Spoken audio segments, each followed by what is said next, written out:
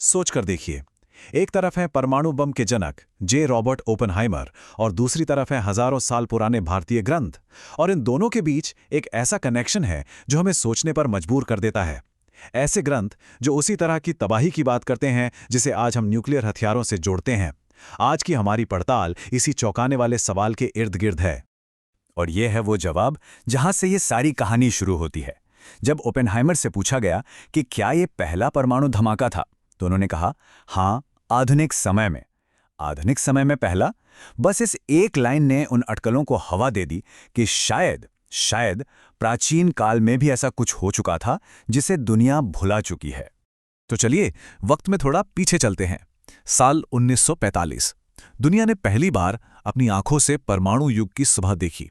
एक ऐसी जबरदस्त ताकत जो शहरों को पल भर में राख कर सकती थी। अब सोचिए, इस नई और भयानक शक्ति को बयां करने के लिए ओपेनहाइमर ने कोई साइंटिफिक टर्म नहीं चुना। नहीं, वो पहुंचे हजारों साल पीछे, एक संस्कृत महाकाव्य भगवद गीता तक। ये दिखाता है कि वो अपनी बनाई हुई चीज को सिर्फ विज्ञान की नजर से नहीं, बल्कि एक बहुत बड़ी नैतिक दुविधा के तौर पर देख रहे थे। और बस यहीं से वो सवाल उठता है जिसे हम आज समझने की कोशिश करेंगे। क्या हम जिसे सिर्फ कल्पना या पौराणिक कथाएं समझते आए हैं वो असल में भूला हुआ इतिहास है? चलिए इस दावे की एक एक परत को खोलकर देखते हैं। ठीक है, तो अपनी पड़ताल के पहले हिस्से में हम उन दावों और सबूतों को देखेंगे जिनके दम पर यह पूरी थ्योरी खड़ी है। आखिर वो कौन से श्लोक हैं या कौन सी पुरातात्विक खोजें हैं जो इस तरफ इशारा करती हैं। अच्छा, इस थ्योरी को समझने के लिए सबसे पहले अस्त्र को समझना जरूरी है। ये कोई आम तीर तलवार नहीं थे। ये आप समझ लीजिए दिव्य शक्तियां थीं जिन्हें मंत्रों से कंट्रोल किया जाता था। और इनमें सबसे मशहूर है ब्रह्मास्त्र, जिसकी विनाश करने की क्षमता की कोई सीमा नहीं मानी जाती थी। ये महाभारत के उन वर्णनों में से है जिसे सबसे ज्यादा कोट किया जाता है, और सच कहूं तो इसे पढ़ने पर एक परमाणु विस्फोट के साथ इसकी समानता को नजरअंदाज करना मुश्किल हो जाता है। एक ऐसा हथियार जो 10,000 सूरज जितनी रोशनी पैदा करे। ये सवाल तो उठता ही है कि ये कल्पना है या किसी देखी हुई घटना का जिक्र। लेकिन बात सिर्फ ग्रंथों तक सीमित नहीं है।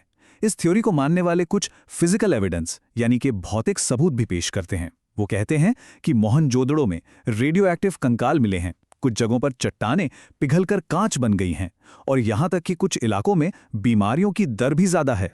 और फिर आते हैं ग्रंथों में मिलने वाले ये विवरण जो और भी ज्यादा चौंकाने वाले हैं। लाशों का जलकर पहचाने न जाने लायक हो जाना, बचे हुए लोगों के बाल और नाखून झड़ जाना, खाने की चीजों का जहरीला हो जाना।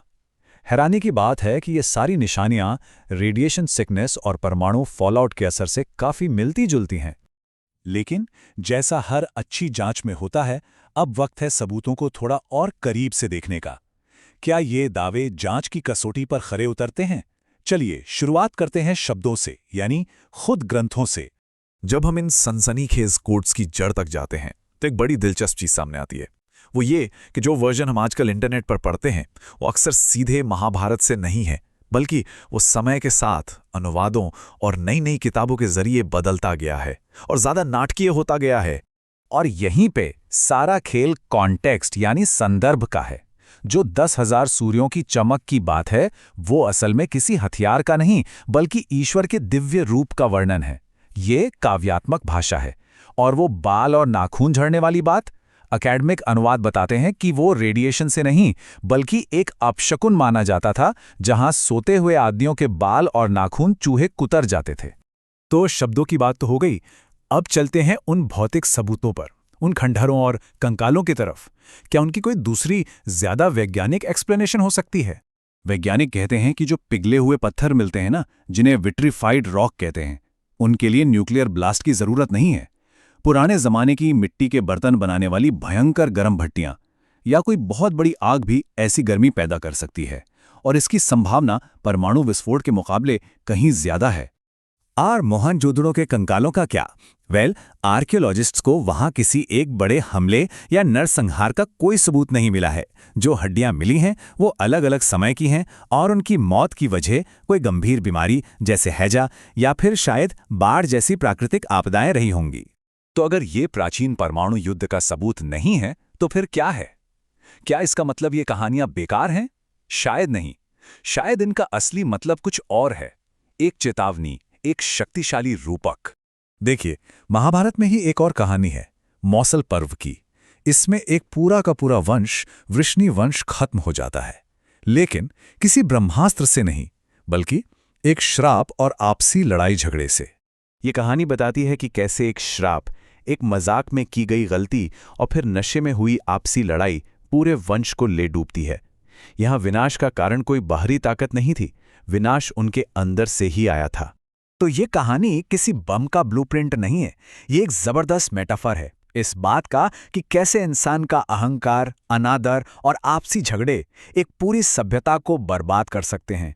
और यहीं हम ओपेनहाइमर विरोधाभास पर वापस आते हैं। अगर ये ग्रंथ भविष्य की टेक्नोलॉजी नहीं बता रहे थे, तो फिर वो हमारे बनाए हथियारों के डर को इतनी सटीक तरह से कैसे बयां पा पाते हैं? शायद इसलिए कि वो टेक्नोलॉजी की नहीं, इंसानी फितरत की कहानी कह रहे थे। एक ऐसी सच्चाई कि इंसान में निर्माण करने के साथ साथ खुद को नष्ट करने की भी अपार क्षमता है। एक सच्चाई जिसे महाभारत ने हजारों साल पहले देखा और ओपेनहाइमर ने उसे अपनी आंखों से सच होते हुए देखा।